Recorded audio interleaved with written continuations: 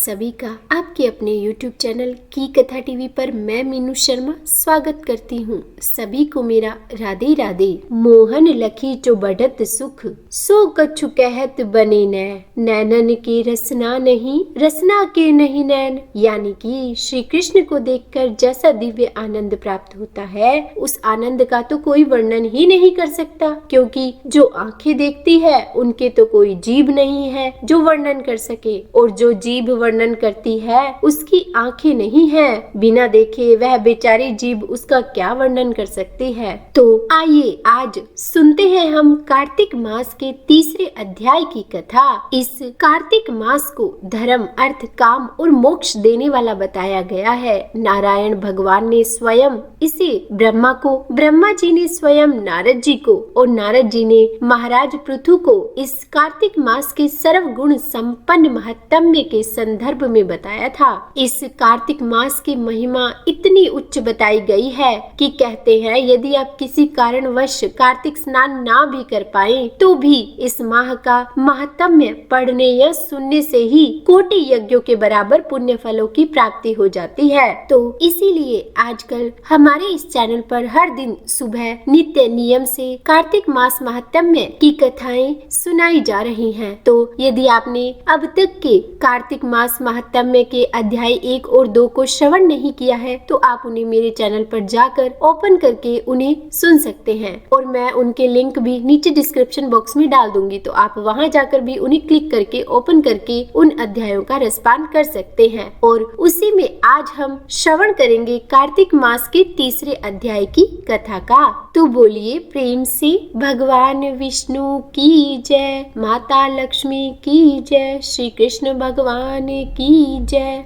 तो श्री कृष्ण भगवान से सत्यभामा ने कहा कि हे प्रभु, आप तो सभी काल में व्यापक हैं और सभी काल आपके आगे एक समान है। फिर यह कार्तिक मास ही सभी महीनों में इतना श्रेष्ठ क्यों है? आप सभी तिथियों में एकादशी और सभी महीनों में कार्तिक महीने को ही अपना प्रिय क्यों कहते हैं? इसका कारण कृपा करके आप मुझे बताइए। तब भगवान श्री कृष्ण ने सत्यभामा से कहा कि हे प्रिय, हे भामिनी, तुमने आज यह बहुत अच्छा प्रश्न किया है। मैं तुम्हें इसका उत्तर जरूर दूंगा, तुम इसे ध्यान पूर्वक सुनो।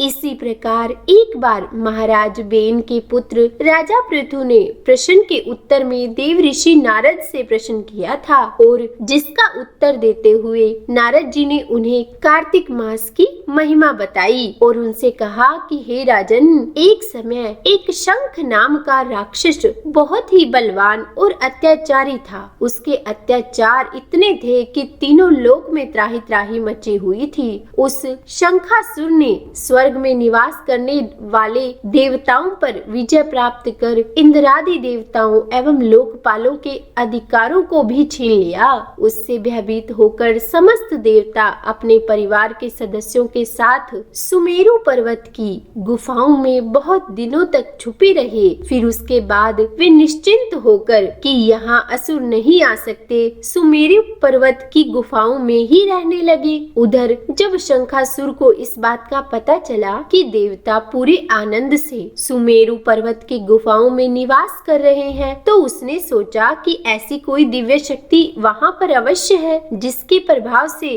अधिकारहीन ये देवता अभी भी बलवान है। सोचते सोचते वह इस निर्णय पर पहुँचा कि वेद मंत्रों के बल के कारण ही देवता बलवान हो रहे हैं। यदि इनसे वेद ही छीन लिए जाएं, तो वे बलहीन हो जाएंगे। और ऐसा विचार करके शंखासुर ब्रह्मा जी के सत्यलोक से शीघ्र ही वेदों को हर लाया। उसके द्वारा ले जाए जाते हुए वे वेद भय से उसके चंगुल से निकल भागे और जाकर जल में समा गए। शंखासुर ने वेद मंत्रों और बीज मंत्रों को ढूंढते हुए उस सागर में प्रवेश किया, पर न तो उसको वेद मंत्र मिले और न ही बीज मंत्र मिले। उधर जब शंखासुर सागर से निराश होकर वापस लौटा तो उस समय ब्रह्मा ब्रह्मा जी पूजा की सामग्री लेकर सभी देवताओं के साथ भगवान विष्णु की शरण में गए और क्योंकि भगवान गहरी निद्रा में थे तो उन्हें गहरी निद्रा से जगाने के लिए गाने बजाने लगे, धूप गंध आदि से उनका पूजन करने लगे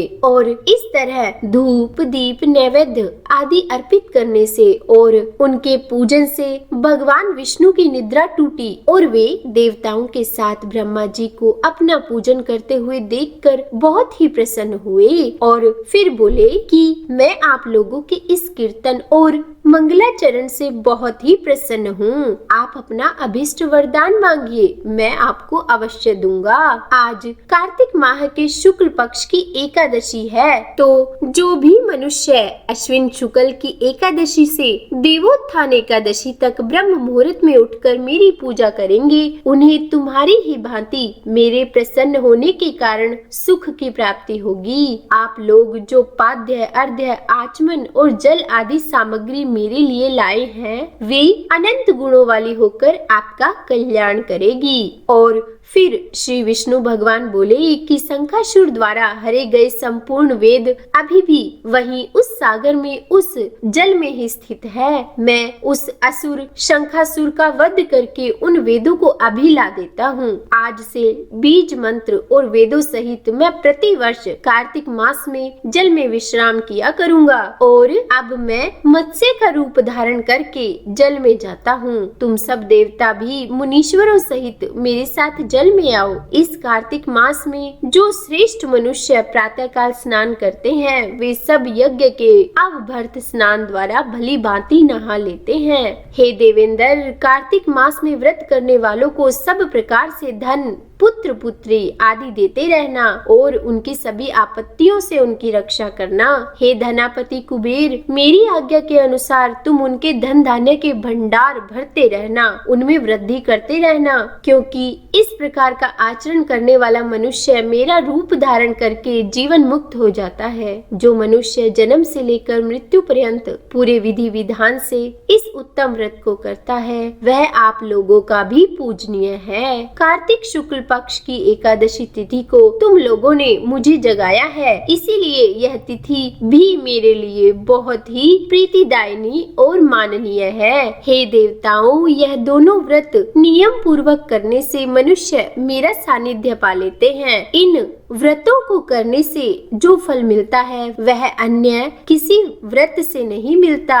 जो मनुष्य सुखी और निरोग रहना चाहते हैं उन सभी मनुष्यों को कार्तिक महात्म्य और एकादशी की कथा सुनते हुए उपर्युक्त नियमों का पालन करना चाहिए। तो बोलिए विष्णु भगवान की जय। यह थी आज की कार्तिक महात्म्य की अध्याय 3 की कथा। तो उम्मीद है आपको यह कथा अच्छी लगी होगी। अगर वीडियो पसंद आई हो तो लाइक एंड शेयर जरूर करें और अगर आप मेरे चैनल पर नए हैं तो सब्सक्राइब भी कर दीजिएगा। और हाँ, आजकल हमारे चैनल पर कार्तिक मास महात्म्य की कथाएं हर दिन सुबह नियम से सुनाई जा रही हैं। तो अगर आपको ये कथाएं सुनना पसंद है तो आप प्लीज उन्हें जरूर सुनिएगा। तो बोलिए लक्ष्मी नारायण भगवान की जय।